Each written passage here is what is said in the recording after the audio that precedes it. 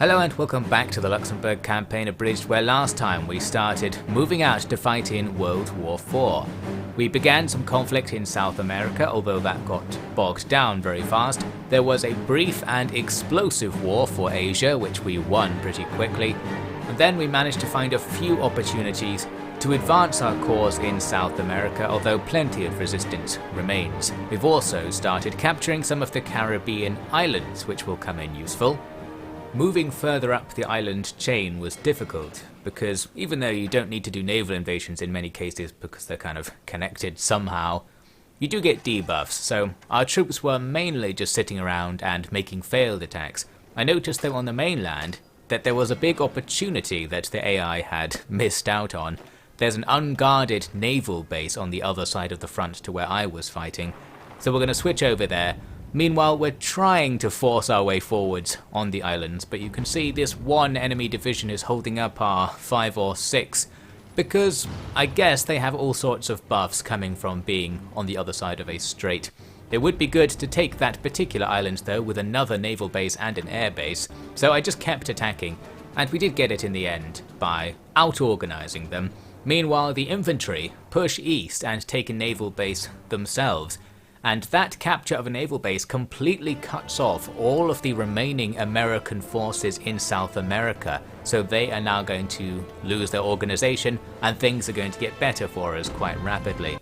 Here we are just butting our heads again against the next island. There's an island with a nuclear power plant on it, and also the division defending it is nearly dead. This must be the place which was being nuked in the past. We saw the Comintern were nuking some of the islands for some reason. I'm guessing this was the spot. But even with their completely diminished strength, their 10 soldiers are holding off our attacks. Again, I'm guessing the buffs and debuff situation is extreme, but obviously I didn't actually check because I'm playing things too fast and loose at this late stage in the campaign. We do take the island eventually by sheer out-organisation again, although the enemy counterattacked with a few divisions and we soon lost it. Plus, the supply situation is gone. We're out of time on this front because the Comintern has deployed all their stuff to it, so now we can't really do much there. Similar situation with our attacks on South America, because the Comintern are everywhere. Once we're here for a few days, our supplies disappear, so I have to keep going away and coming back, which is what we're seeing right here. We come back, wait perhaps half a day to get a tiny bit of organisation, and then attack. After the first attack, we'll be out of supplies. But in this case, because the enemy are also very out of supplies, we can do some attacks without any organisation regen and just win all of the battles anyway. So we keep pushing along and driving the enemy into smaller pockets there. On the islands, I decided to pull the tanks away because there are no supplies and they're not doing anything. With the Ice Boys, I sent them up here to Newfoundland because after the 200 division stack the Comintern had here presumably got defeated in the past, they then put another one here. I thought I'll get in here because it's a new invasion, maybe I can quickly take some territory. This proved to not be the case, and then as we just saw, they just simply nuked our build-up, so the Ice Boys took extreme casualties, and with that I thought, well, I'll just send them home to Iceland now. They can have a rest, and we'll just let all of the other Comintern troops die, as they will no doubt put another 200 divisions on that tiny island and get them nuked some more. As far as I know, there's nothing we can do to stop that from happening, so we just have to accept the casualties. At least we're going to be freeing up some Comintern resources right here in South America as we kill all of the USA divisions here and take the last bits of their territory. So all of the billions of Comintern divisions you can see around the place might go and do something more productive, or they might go and get nuked up in the icy Arctic Circle or something. Now I can return my attention to the islands. It looks like the Comintern are doing the out-organised trick on those islands right there. They're just attacking with so many divisions one after the other that even though they lose every battle, will win in the end. And here's me noting, there's another island chain that takes us all the way up to Florida, and Florida can take us into the rest of the USA, so that started to be my plan. I'm going to move forces here to Haiti, where Germany controls it for some reason, because we can use that as a base for such operations. Now back home, you can see me here deploying a new army with a whole bunch of mechanized infantry divisions. And this ties into something you might have actually noticed already.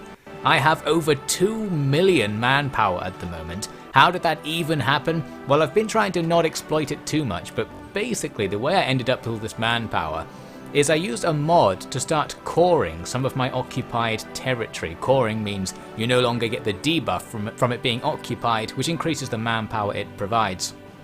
What I was doing is coring everywhere that was on the coast to try and get the game to allow me to deploy ships.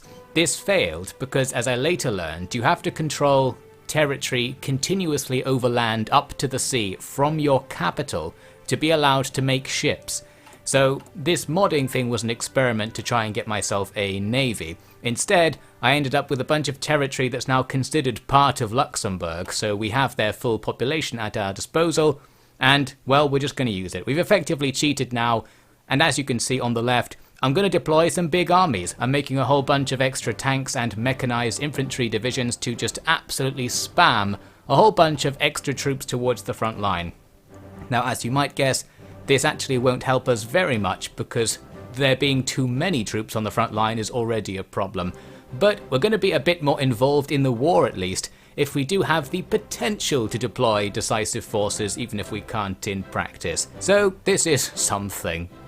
My next island invasion was to go towards Jamaica, where there's a naval base and an air base right in the middle of the Caribbean. That would be useful. I sent a bunch of units and I was sitting here expecting something to happen.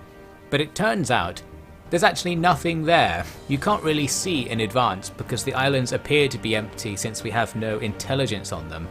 But once you actually attack, it reveals there may have been nothing there the whole time. And there we go, in this case we just get Jamaica for free. So that's an air base in particular. That's really good because it can be supplied independently of everything else and will just generally work, unlike many of the mainland air bases. Then thinking, oh, maybe all these islands are just empty, I quickly attacked the next nearest enemy islands, but here found there was something defending them. You can't see what it is, although I later discovered if you click on the battle circle, you can see in the reserves list how much stuff is actually there, so there is a cheeky way to find out. Anyway, we fail our attack and have to leave, so making a contested naval invasion is difficult. We don't have any specialized marines or amphibious vehicles, so I'm guessing we're being screwed over there. We did a nice deal here with Germany. They were willing to give us control of Haiti, so we now occupy this area, and that's great because it allows us to take care of the construction. The place is in bad condition, so first we want to repair everything up. I'm going to switch to a repairing focused national focus in order to make that happen faster, and aside from that, we can use the fact we control construction to build big radar stations and naval bases and air bases and generally make that place a bit more useful, which the AI probably wouldn't have done. My next project is to head east and try to finish off the islands over there. I prepared a big naval invasion of Puerto Rico, but by the time I actually make the invasion, someone else had already done it and left, so it was already on our side. Well, I made the invasion anyway just to make use of all the transport ships. I guess we bothered preparing for that. Meanwhile, the last of the island chain off to the east is now falling to us, and you can see that more nuclear attacks are ongoing. I was also going to come in here myself and attack that one island you can see the arrow pointing at. I think I did make that attack, but it was already taken by the time I got there or something. We didn't really help. Just kind of watched as nukes just went off every day. Really, there's not going to be very much island for us to capture after all this, but we've painted the map. And you can see we've clearly gained some aerial superiority in the theatre because the AI is going wild with the nukes again. I'm guessing the AI doesn't even know what's here because we share intelligence with the rest of the Comintern. If we can't see any units there, surely the AI can't either. It's just decided to go and nuke these places. They almost certainly are garrisoned, especially the places with ports on them because they're important. But this might be overkill. What I think happens is once the AI decides it can nuke somewhere, it just does it until it runs out of either nukes or air superiority. So we just sit here and they just nuked the same spot over and over again. Very inefficient. It's almost a situation where we should try to not have air superiority to stop the AI from wasting its nuclear arsenal, which we might need once we hit the mainland. But no, they're just going to nuke these islands, so all we can do is try to take them so that they stop being nuked. And you can see from the smoke that when we do arrive to take this place, it had just been nuked again. Absolutely no mercy, so there was a few guys still somehow alive beneath all that radiation. we kick them out and now sit in the radiation ourselves, so that's that. This is a useful place to capture because it has a port, meaning there are no antics on the islands, we can just sit here if we want, although I did also want to take some more islands. I started moving north here, it looks like we can win this assault, but this is a case where the reinforcement RNG is going to cause us to lose. So the battle goes well until our troops forget to keep fighting, and then it ends and the enemy's organization will be able to regen, so that's a shame. When the AI does this, it can very micro-ishly cycle in individual divisions to keep it going with separate battles. I didn't bother, I just sat here. I ran out of supplies somehow, even sitting on top of the supply route, it just wasn't enough. Looks like our Luxembourgian forces are just getting too strong, we have too many troops, and if we were to deploy those 2 million reservists we have around back home, we'd have way too many, but they're on the way over anyway, just in case we can do something with them. The Comintern went and took all of the islands upstream of me, the places that are further away from the enemy, so that's good of them. But of course their arrival screws the supply situation over more. I had deployed my tanks to the islands, as you can see, but ended up not using them because the supplies aren't going to be there, and they're not that useful for that anyway.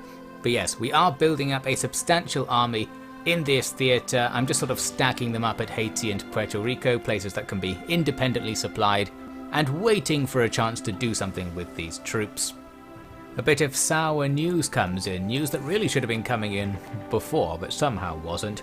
We actually lost a division of troops at sea due to it being bombed or something. Someone noted in the comments it was a miracle that we'd been able to move our troops around the map freely, and I really just thought that troop convoys couldn't be attacked because we clearly have been moving troops right through American air control and waters this whole time coming down to the Caribbean from Europe. And finally we actually lost a division. The Ice Boys lost one of their divisions on the way past all these American bases. So seeing this kind of alerted me to the fact that we could be attacked at sea. We haven't seen an enemy navy. They presumably have one since they spent the first 10-20 years of the game not fighting anybody, but haven't seen it doing anything. We're going to at least try and control the air over a few key regions in the sea as well, just to make it a bit less likely that our many ships belonging to the Comintern forces will be getting sunk, which might have been happening the whole time. Of course we didn't get notifications about that. What the Comintern are doing is doing the thing that the Allies were doing against France earlier in this campaign. That is constantly making really weak landings with like 4 divisions that have no hope, and then they die, the divisions get deleted, and they'll just keep doing that over and over again until everybody in the world is dead. Another slight issue with the AI. So that's going to keep happening. We're not really going to commentate on it, but suffice to say, plenty of divisions were lost doing that. It was clear that the only way to break the cycle was for me to do the invasion. And that's why you can see me here, eyeing up Florida. We can land a whole bunch of troops here. There are several ports along the coast that are quite close to each other, so we can take them all at once and try to get a more substantial landing going by sending like 30 divisions in at once instead of like 3 as the Comintern likes to do, getting some position that might actually be tenable. So we set up a whole bunch of invasions. We have to wait for ages because these big naval invasions take a long time to prepare as we gather transport ships and such in the background. So we might as well cut to the chase. I just sat there for half an hour doing not very much. Eventually we're ready to go and I order the troops to attack. I've got the Allied battle plans map mode on at the moment, by the way, which is why there are arrows all over the place. So you can see the Comintern are planning on making billions of naval invasions. We really need some way to see when they're going to do them if we want to have any chance of supporting them, but for now we have to ignore it. We've got aerial superiority over the naval attack route into Florida, and we contest the skies over Florida. That's just really to stop us from getting nuked the second we land. And our landing goes pretty well actually. The tanks aren't contested at all. The infantry are contested by a small army that gets pushed back, and there we go. Now we can start our invasion. We want to immediately go towards the port tile so that we have fewer supply issues, which of course is going to be a bigger issue than usual because we've brought quite a lot of stuff. In particular, all those tank divisions probably want some fuel. Luckily we can push very rapidly towards Tampa. There's just a low organization army defending it, so we can push them back and quickly capture a second port. But time is of the essence. You can see that all of the front lines being put down by the AI indicate a huge number of troops are about to show up once they sail over from wherever they are. So we need to grab as much territory as we can before they show up and before they start eating up all the fuel. And our massive pile of tank divisions, when fighting with fuel, is actually very effective. It just rips through everything in front of us. We easily push back a whole bunch of random divisions. And now we can go towards that other port on the east coast. I was confused because you can't really tell which tile the port's supposed to be on. But after working it out, we're going to split this force and go grab it, and as it happens, that port tile is undefended as well, so that's a free one. Should have done a naval invasion there as well. Somebody tries to defend it and rapidly dies. So with this, we can also cut off the rest of Florida from everything else, and then they'll be in an out of supply pocket. Perfect. We're actually now running out of fuel overall because for the first time we're using massed vehicles. We don't have the fuel supply in our economy to actually do this, especially with all of the aerial stuff going on invisibly in the background. Luckily, we can do a bit of trading and get some oil together to help out with that, and I'm going to start building more stuff at home to help out with that as well. Here's that pocket. We've got plenty of stuff trapped, and in this case we're just going to absolutely spam them. We have enough troops to attack all of the tiles at once all the time, and this pushes the enemy down into one tile, and then we just want to attack them. Doesn't really matter what happens in the fight. I would take even a losing battle here. We can just out-organize them, especially because once there's a big stack of troops on the tile, eventually they'll forget to reinforce and will be deleted because they can't withdraw. In the air, looks like my bombers are not doing very well. We're trying to do close air support and strategic bombing, but it's failing 100% of the time apparently, so air superiority kind of remains with the USA in this area, but they still can't quite nuke us. Now a front line begins to form as some reinforcements come down, and there's actually quite a lot of stuff there, more than we can easily push through. So I decided to just sit here and start entrenching, and had the vague idea that I would then re-naval invade out the sides and get behind them. But you can see lots of small battles happening. We're beginning to get into danger territory here, because the infinite cycle of battles that you win that only last a couple of hours means the AI is doing that thing on me. It's just cycling all of its units in and regenning organization on all of the ones that aren't fighting by constantly restarting the fight with different units. So we're actually in danger. While we're not really going to lose any troops, our organization as a whole is going to be going down faster than them with every victory. Stupidly, I'm setting up for this naval invasion out of the port on the front line, which is kind of a waste, because it means I have to have the invading force, all of these mechanized infantry, be in the supply zone of the main fighting force. The upside is it means they can also fight in these defenses that keep happening, but it's wasting supplies. I should have taken them out of Florida and then invaded from another island or something so they could be supplied independently. We do have plenty of stuff here at the front line to defend.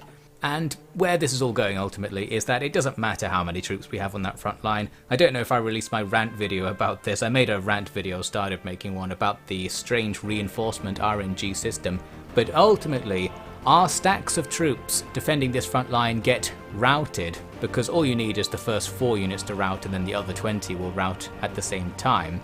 So we get pushed back, then it's just some Comintern trash defending the front line, and you can see the enemy are attacking with like 50 divisions, so they just have the ability to spam so much stuff at us across these 2 tiny tiles that we can't hold them. The defender's disadvantage when defending with large forces is taking us downtown here.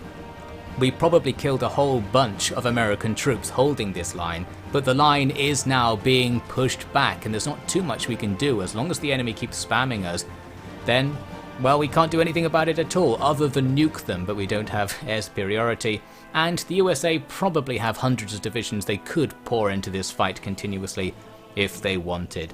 So that's that. Air superiority actually gets worse because the enemy presumably have billions of air bases in the middle of the USA they can use to attack us with. So there were like 4,000 fighters contesting the area. I tried firing some ICBMs into the East Coast theatre, but none of them did anything. We had 0 building damage, so I'm not sure if that did anything at all, but I just cancelled it right away. And broadly speaking, the air is too difficult for us to control. We're not going to get to the point when we can nuke these big stacks to stop them from killing us. And we also can't stop them from killing us by killing them back. I guess what we could do is try to do what they're doing to me and cycle a whole bunch of attacks, but it's too late. Most of our things are now just constantly routing and have no organization. So it got to the point when I realized this has failed. It's time to pull everything back to a port before we get trapped in a tile without a port and then get deleted due to the forced withdrawal happening where we can't leave.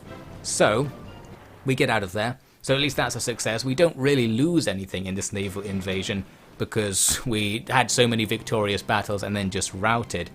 But I guess I lost my morale. I thought that was going to go somewhere, but no. Perhaps it was attacking Florida that's the problem. Attacking essentially through a choke point makes it difficult for either side to advance, and then that mass fight defenders disadvantage RNG thing pushed us back and made us lose.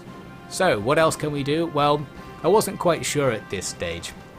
What I would like to do is invade all of the USA at once. The Comintern has enough troops to just land something on every single coastal tile, but we can't coordinate with them in any way, so it needs to be something that I primarily do. That means we're probably going to need to get those 2 million troops on the field at some point and actually invade all of the USA at once just ourselves.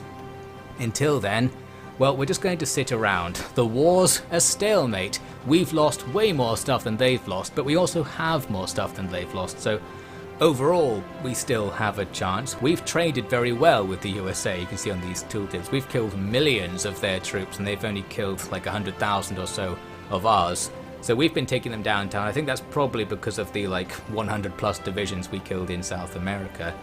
But yeah, at this stage it's kind of getting into a waiting game. We can put America under siege because we can control the rest of the world, but it's going to be very hard for us to attack them, especially for the AI. The AI is unlikely to achieve anything. It's going to have to be me that does it. So, as I said, we're going to have to put loads of troops out. I really wanted to get a navy as well, and we'll see. I did find a way to get myself a navy eventually, which I'll talk about in the future.